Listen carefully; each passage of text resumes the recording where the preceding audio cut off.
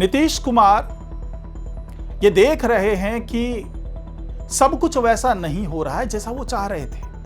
उन्होंने अपने हिसाब का मुख्यमंत्री भी बनाया, लेकिन उस मुख्यमंत्री के भी अंदाज जो हैं वो थोड़े से अलग अलग से नजर आ रहे हैं। एक बार पहले भी वो ऐसा झेल चुके हैं जब उन्होंने जीतन राम मांझी को बनाया था। अपने बहुत विश्वास पात्र मानते थे वो जीतन राम मांझी को, लेकिन बाद के दिनों में उनके सुर बदलने लगे। यहां तक कि जीतन राम मांझी ने सीएम की कुर्सी छोड़ने तक से मना कर दिया। तो क्या ऐसा ही कुछ सम्राट चौधरी के मामले में भी होने वाला है? फिलहाल कहना तो बहुत जल्दबाजी होगी और ऐसा कुछ उनके मन में चल रहा होगा नीतीश कुमार के, ऐसा अभी कहा नहीं जा सकता। लेकिन नीतीश कुमार ने एक संकेत जरूर दे दिए हैं। उन्होंने साफ साफ कह दिया है कि मैं केंद्र की राजनीति कर जरूर रहा हूं, मैं संसद में चला जरूर गया हूं, लेकिन मैं बिहार नहीं छोड़ूंगा। जब भी संसदीय काम होगा तो मैं दिल्ली जाऊंगा, लेकिन वापस बिहार ही आऊंगा और इस सरकार पर निगरानी भी रखूंगा। और इसके अलावा उन्होंने ये भी ऐलान कर दिया है कि वो बिहार के दौरे पे निकलेंगे।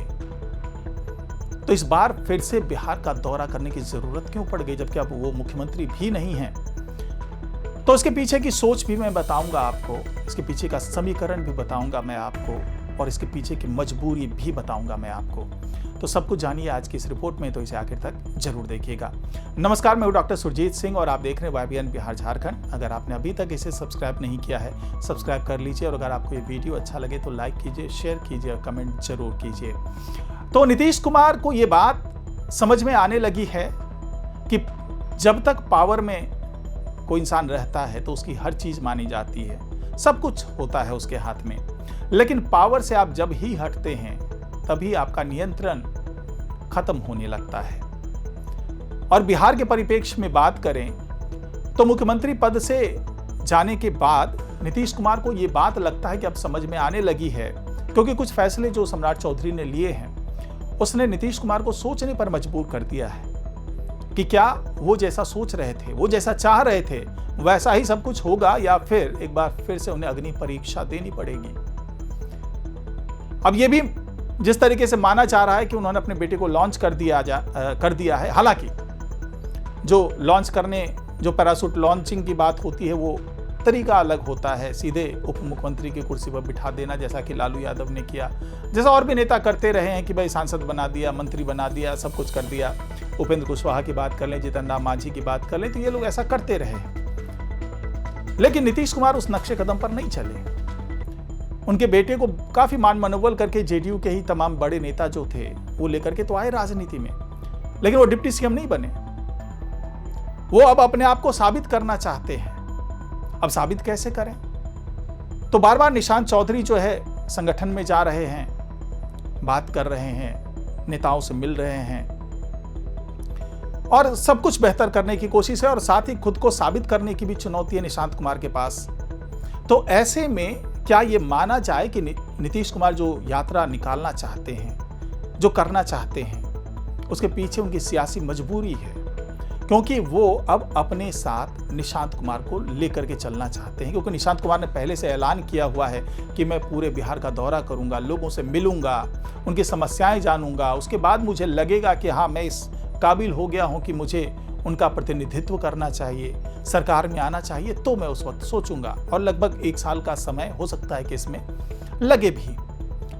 तो ऐसे में हो सकता है कि केवल निशांत कुमार अगर जाएं तो उनको वो रिस्पांस ना मिले जो अगर उनके साथ में उनके पिता रहते हैं नीतीश कुमार, तो जो रिस्पांस मिलेगा निशांत कुमार को वो अकेले में शायद नहीं मिलेगा।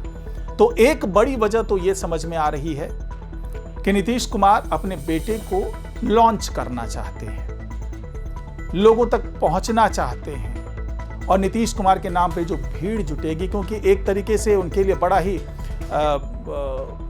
कह सकते हैं कि संवेदना का भी दौर चल रहा है, लोग उनके लिए थोड़े से भावुक भी हैं।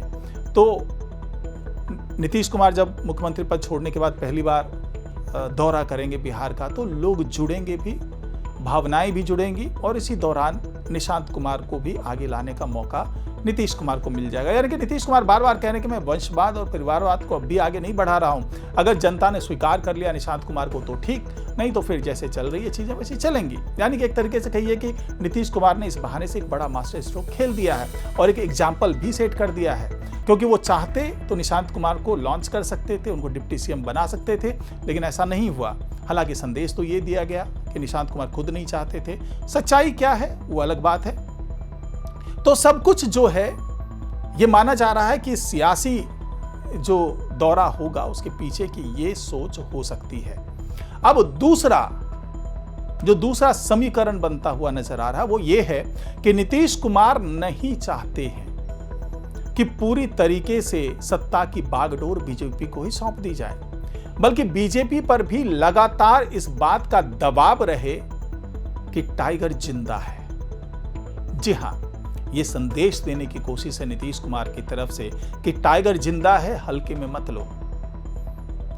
अगर नीतीश कुमार ने एक बार फिर से अपना वो दौर दिखा दिया, अपने वो तेवर दिखा दिए, अपने वो शैली दिखा दी, जब वो जरा सा भी नाराजगी होने पर सत्ता पलट देने का मादा रखते थे। यह अलग बात है कि महागठबंधन अभी बहुत मजबूत स्थिति में नहीं है, लेकिन यह मजबूरी है नीतीश कुमार की कि वो ये संदेश देते रहें कि अभी भी मैं मौजूद हूं बिहार में, और कोई ये ना सोचे, चाहे वो मुख्यमंत्री हो, चाहे बिहार सरकार को चलाने वाले लोग हों, ये ना सोचे कि नीतीश कुमार अब हाशिए पर चला गया है।